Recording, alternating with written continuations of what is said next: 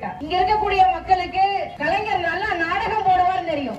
அவர் நல்ல வசனம் எழுதுவார்னு சொன்னேன். அவர் என்ன கலைஞர் அப்படிங்கிறது தெரியாது. அவருக்கு ஏன் கலைஞர் கருணாநிதி அப்படின்னு பேர் வந்தது அப்படின்னா, தமிழர்களின் ஒற்றுமையை கலைப்பார், அதனால் அவர் கலைஞர் கருணாநிதி. ஐயா ராமதாஸ் அவர்கள் தன்னுடைய வன்னிய சமூக மக்களுக்கு கல்வியில வேலை வாய்ப்புல இடஒதுக்கீடு வேண்டும் என்று மரத்தை வெட்டி போட்டு கடுமையான போராட்டங்கள் செய்து வன்னியர் சங்கத்தை பாட்டாளி மக்கள் கட்சியாக மாற்றி அதை தமிழ்நாட்டில் ஒரு வலிமை மிக்க அரசியல் கட்சியாக மாற்றி வைத்திருக்கும் போது பாட்டாளி மக்கள் கட்சியில் இருந்து அண்ணன் வேல்முருகனை ஒருவர் தமிழ்நாட்டு தமிழர்களின் ஒற்றுமையை குலைப்பார், கலைப்பார், அதனால் அவர் கலைஞர் கருணாநிதி.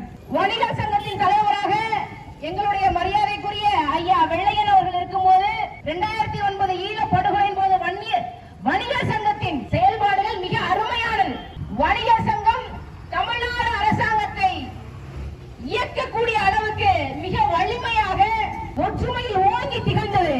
அந்த வணிகர் சங்கத்திலிருந்து ஐயா வெள்ளையன் அவர்கள் நடத்திய வணிகர் சங்கத்திலிருந்து அண்ணன் விக்ரமராஜாவை உருவி வணிகர் சங்கத்தின் ஒற்றுமையை குலைப்பார், தமிழர்களின் ஒற்றுமையை கலைப்பார், அதனால் கலைஞர் கருணாநிதி.